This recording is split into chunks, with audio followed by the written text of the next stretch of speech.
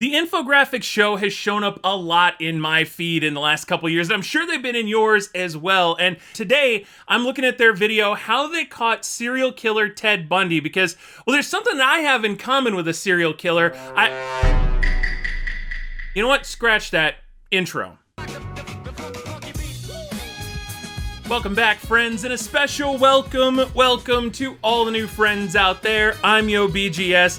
And yeah, for some reason I saw, the infographic show in my feed, and I just kind of passed it over because I figured infographics aren't really the kind of thing that I'm looking for when I check out YouTube. But now that I'm into history, I'm very pumped to see what they're gonna bring to the table. And even though a lot of people hadn't really brought it up, I'm like, this is kind of a weird horror history sort of vibe. I think it's gonna be a lot of fun. It's, again, infographic show and How They Caught Serial Killer Ted Bundy. If you like this video, please make sure to subscribe, leave a comment down below, let me know what you think of this, and if there are any other channels you want me to check out, I've got a bunch of suggestions right over there on my whiteboard, and I plan to get to them like ASAP. Here we go. A young woman walks down an alleyway on her way home from college, illuminated only in small puddles of light by the lamps above her. Little does she know that a man will be waiting for her as she emerges into the car park.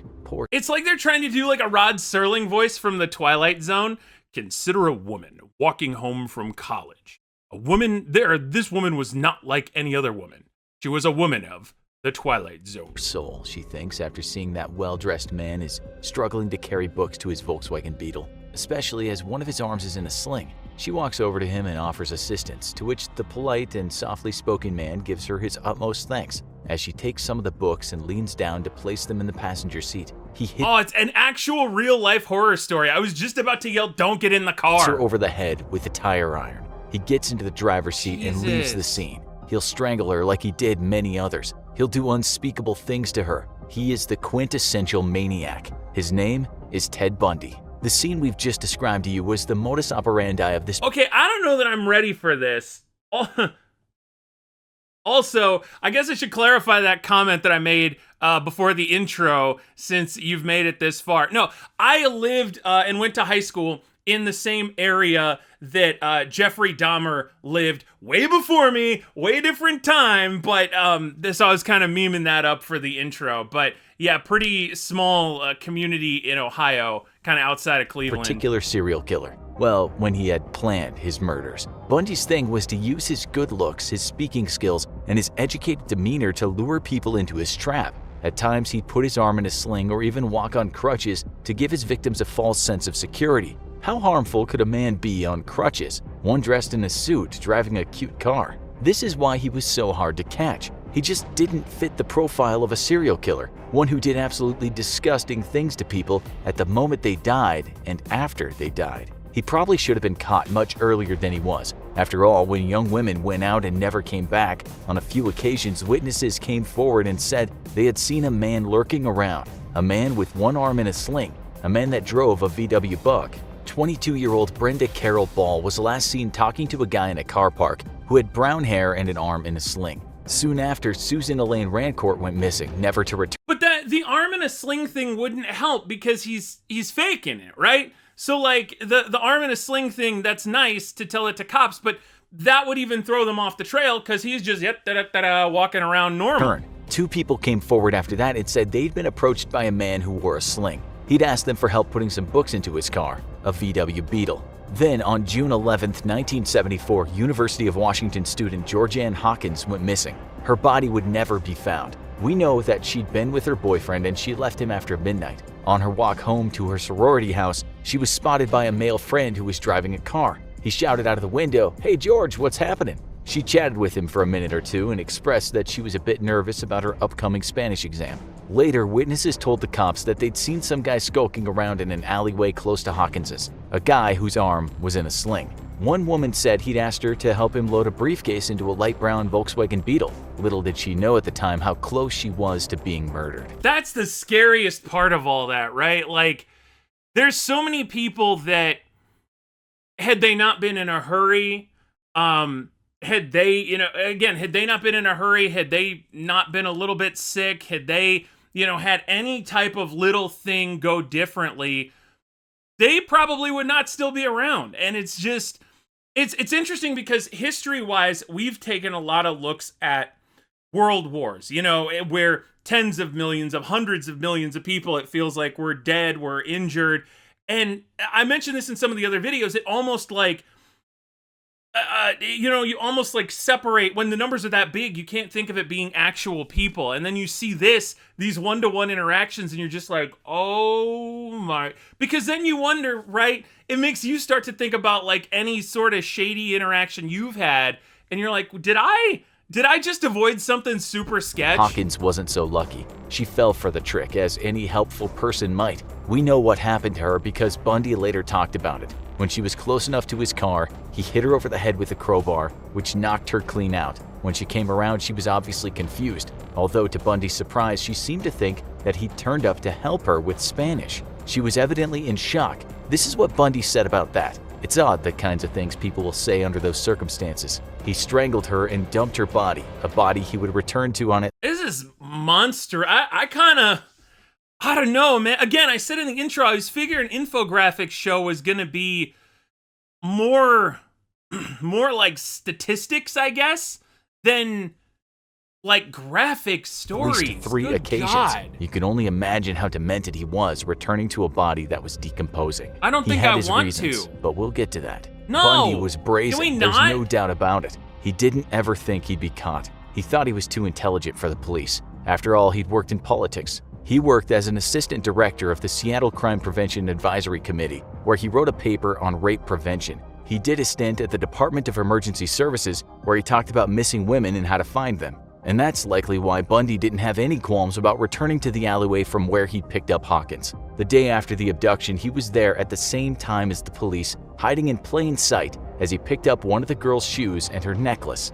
It's like so many horror stories that we hear or see in TV, but I mean, obviously they're playing off of this because this happened in the 70s. It's just, it's so weird to think that that actually happened, you know? If he wasn't picking up girls in a car park or close by one, he was sneaking into basements while they slept and then bludgeoning the victim with some kind of iron bar. Bundy was like the boogeyman, a serial killer that crawled through windows and viciously attacked people while they were at their most vulnerable. But he was also a con artist. He played confidence tricks and he was very good at it. Investigators knew that when girls went missing, at times a man was seen with an arm in a sling, a man that owned a VW Beetle. Surely Bundy was easy prey after that. How many VW Beetles were there in those areas when the abduction happened? Areas dotted around the Pacific Northwest. The reality was Bundy's reign of terror was only in the early stages. The public and police. How is that even possible?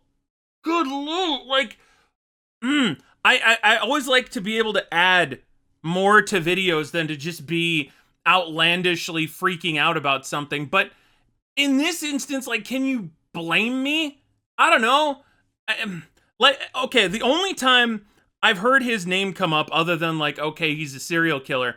I was in Vegas last year and I got into an Uber and I was in the Uber with my buddy and he was a little bit hungover from the day before and he had to be sick. And so he was pulling at the door trying to open it and the dude in the car realized that like the dude in the car realized he had the child locks on, so he physically couldn't open the door. So my friend in the car, but again, it's one of these weird situations where I'm like, did someone just try and lock me in a car? What just happened there? Police were worried, that's I don't for know. sure. Young folks stopped. And then when we told other people that story, they're like, and funnily enough, or not funny, I guess, but they were like, oh, you're lucky you weren't women. And it's like, apparently, I don't know, this was the middle of the day, but like I'm learning from this, it doesn't matter. Rides, and many became fearful of talking to strangers or leaving their windows open at night. Those with most to fear were young white women.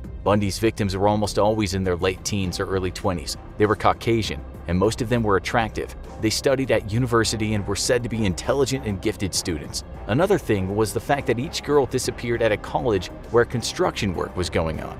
Could the disappearances be linked? Wondered investigators. They just didn't know. They had very little forensic evidence to work with, and there were. This guy also has such a good narration voice. Like, as someone who works in radio, I'm super jealous of it because you just get lost in what he's saying. And the animation is really good, even though it's like, it's ultimately simple. You know, mouths aren't even moving when they're talking. It's just kind of the basic, like, back and forth with the speech bubbles popping up. It reminds me of early South Park, where everything was layered on top of each other, except instead of felt, they obviously did this probably digitally. There were no bodies. That didn't mean the cops thought the girls had just taken off someplace. Nothing about their personalities and state of mind suggested that. Only weeks after Hawkins went missing, 2 women were abducted in broad daylight at Lake Sammamish State Park, not far from the city of Seattle. Bundy had first approached 5 women in the park, and in what they later described as a Canadian or British accent, the man introduced himself as Ted. Ted, dressed in a pressed white tennis outfit with one arm in a sling, politely asked them if they could help him unload a sailboat from his bronze-colored Volkswagen Beetle. 4 of them said no, but one followed him to his car. Thankfully, she ran away when she became aware that there was no sailboat. That day, Bundy meant good, smart. Yeah, what was he like? It's an inflatable sailboat. But again, you think about cop shows and you compare it to cop shows nowadays, and this is where they'd have the big scene where they're, you know, hacking the computer to be like, I cross-referenced VW Beetle with people named Ted, and boom, we got our guy. But they're saying that he barely even started to enlist one woman for help, and he later abducted another close to a restroom. Both would die. Did he kill one in front of the other? He once said that that was true, but close to his execution date, he recanted that terribly bleak detail. This is not a story about his crimes, though. What we want to know is how the hell did the police not get closer to Bundy, seeing as he was using the same car and the same sling trick, and so the same modus operandi? Thank you! Hey, people say my intros are long. We're 6 minutes into the video, and he's finally posed the central question. He even told the girls that escaped that he was named Ted. What more did the cops need? A written confession? They were closer, but still a long way from getting him. They at least now had good description of this Ted guy, and it did quite look like him. In no time at all, this sketch appeared in many newspapers and was shown on TV.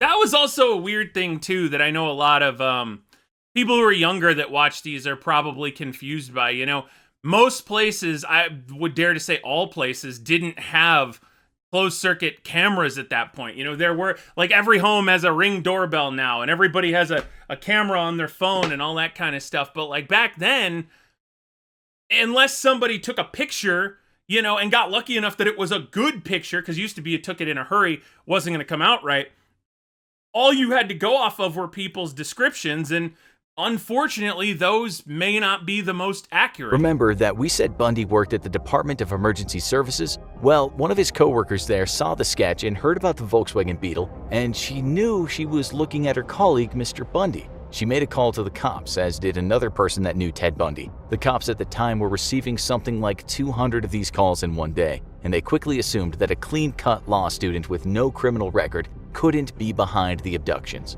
Serial killers didn't look like that, or so they thought. The heat was on, though, and Bundy knew it. A couple of months after his last murder, bones were being found. Those bones were the remains of his victims, scattered in various places where the cops hadn't thought to look. That's where it gets weird, right? Because you would love if the cops followed up on every tip they got about a high-profile case like this, but I don't know, man. It's such a tricky thing, because you don't want to be like, oh, but you can certainly rule out so-and-so, because then immediately that's the kind of person that's going to go and do something like this, and then, you know, it's a, why did they rule him out first? And it's just such a, like, I do not envy the role of an investigator who is in charge of parsing out that information. You know, I can barely, look, I can't pick out I can't pick out clothes that match. You know what I'm saying? So I'm not going to be able to pick out anybody who fits a criminal profile. It was fortunate for Bundy then that he was accepted to study at the University of Utah Law School. He packed his bags and headed south in August of '74. He was only in Utah a month when he started killing again. September 2nd, a hitchhiker. October 2nd, a 16-year-old girl. October 18th, a 17-year-old girl from a pizza parlor. It turned out that she was the daughter of a police chief. After her decomposing body was found on a hiking trail, the post-mortem exam revealed that Bundy had kept her alive for perhaps 7 days. Each had been subjected to the most brutal depravity, although Bundy admitted years— I don't need to know that part. I don't want to, I don't know. Is it wrong? Like, am I turning a blind eye to, you know, problems of the world to just say that I wish I didn't have to acknowledge that things like this were out there? Because I think that's a big— I think that's a big problem. You know, a lot of times we all just want to pretend that there aren't really bad people out there. And then there's a vast majority of people in the world who live in areas that are directly impacted by bad people. And they're like, oh yeah, I wish I had that luxury. Later, that after he killed them, he shampooed their hair and applied makeup to their faces, keeping them in a state that he liked. He wanted the physical possession of the remains, and he wanted to do what he wanted to them. He sometimes chopped them, sometimes kept heads in his apartment. We don't need to know this. And he dressed them in the way he wanted them to look. And then he took a photograph. When you work hard to do something right, he once said, you don't want to forget it. More abductions happened, more murders, as well as attempted abductions. The disappearances were reported in the media, and after reading about them, a woman named Elizabeth Klepfer, who dated Bundy back when he was in Washington, put 2 and 2 together. She not only called the King County cops and told them that she thought she had been dating the killer, but she also told the Salt Lake County Sheriff's Office and said the same. She was still talking to Bundy at this point on the telephone, but she didn't say anything about her calls. For her, the sketch looked like Ted Bundy. The car was Bundy's, and so the murders following him around were just too much of a coincidence. Bundy started then killing. Well, yeah, the fact that, because she said they were still talking, the fact that he was like, hey, guess what? I'm moving to Salt Lake City, and then literally a week later, 3 people disappeared. In Colorado, things didn't change much. Death by blunt force trauma, sometimes strangulation, bodies dumped, mutilated, sometimes wearing clothes that weren't theirs. 1975 drew to an end, and there were more victims, some whose bodies have never been found. 76 turned out to be another bloody year, so how come Washington cops weren't at the very least looking at Bundy? They only did that after they discovered a new toy, a computer, and a database. They found that they could input data about the murders, and the computer would compare that data to data already in the system. Thousands of names were in that database, but only 26 names matched the crimes. Bundy's was one of them. Shocker! Dude, oh my god, okay. We've narrowed it down to this wide swath of thousands of miles. The problem was connecting the Utah and Colorado murders to the Pacific Northwest murders. At the time, there were no large databases containing all the state's police. Like, we just want cops to do the things they're supposed to do without doing the things that they're not supposed to do.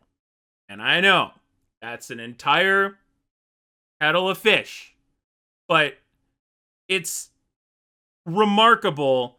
And obviously it's because you just cherry pick stories, but it's remarkable how something like this flies under the radar for such a long time, and then other things, you know, cause such an uproar so instantaneously. Police departments. The fact of the matter was, while the cops should have known better after the tip-offs, because Bundy moved around, he managed to evade capture. But then he was pulled over by a cop in a Salt Lake City suburb after he'd been driving around looking suspicious. On searching Bundy, spoiler alert, there's 4 minutes left in this video. This cop's gonna completely dorp the ball. Bundy's car, the cop found quite the collection of suspicious items. A ski mask, trash bags, handcuffs, a crowbar, lengths of rope, and an ice pick. All that was pretty much the consummate serial killer's stash. Let me guess, he's just gonna be like, wasn't me, bruh.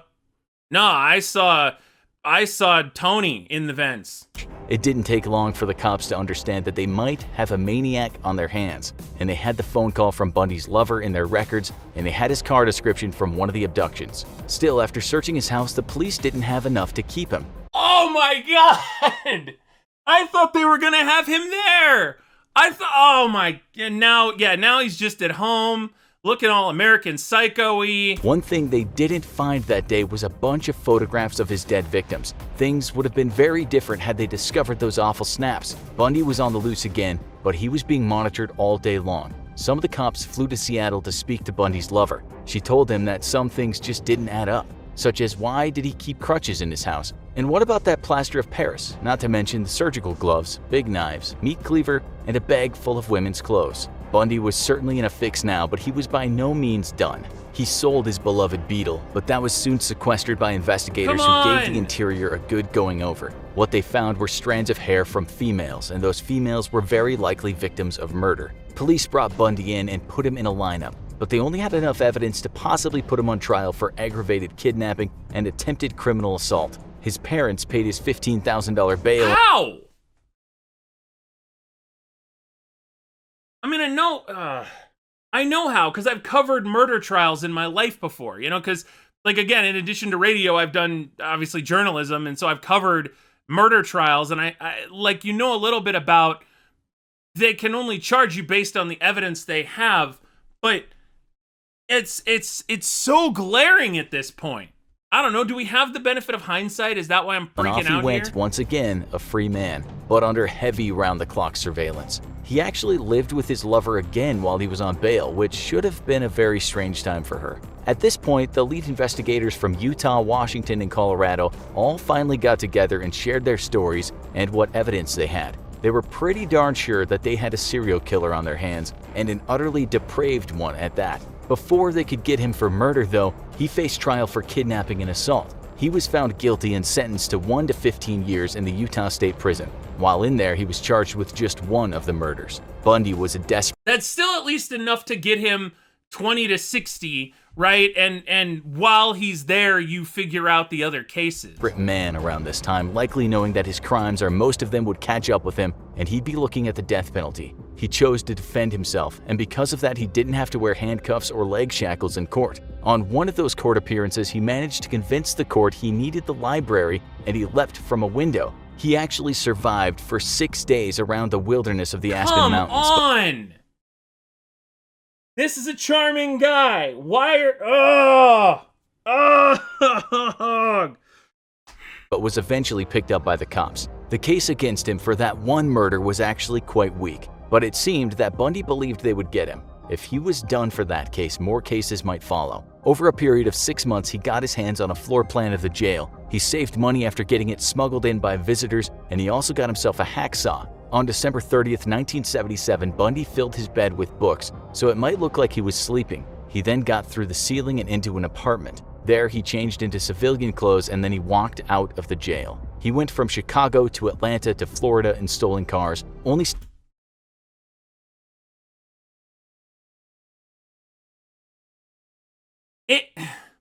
Now, obviously, that would be very less likely to happen in 2022, but it's just amazing.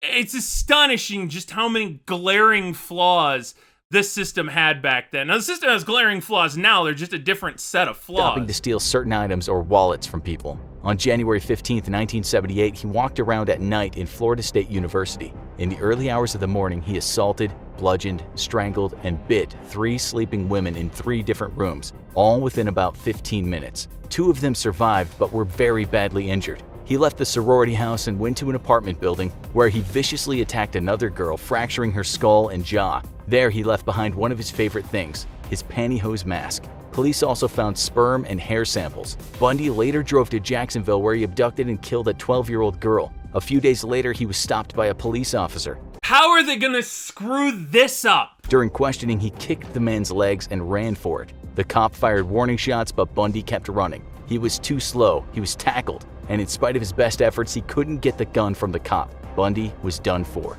sat in a car, handcuffed, on his way to certain death. Still, this Florida policeman didn't know who he had in the car. He was not aware that he was carrying one of the USA's most wanted fugitives. He certainly had no idea that the occupant of his vehicle would become known as one of the worst, most vile serial killers of all time. A demon whose warped brutality knew no bounds. And do you know what Bundy said to the cop while he was in the car? He said, "I wish you had killed me." Eventually, he confessed to 30 murders, but there could have been many more. It certainly sounds like there were a lot more, given that the events that were recounted here only scratched the surface, right? You know, every time they mentioned a spree, it was like 5 people. And but there were several years in between when that happened. So, like, you'd have to believe.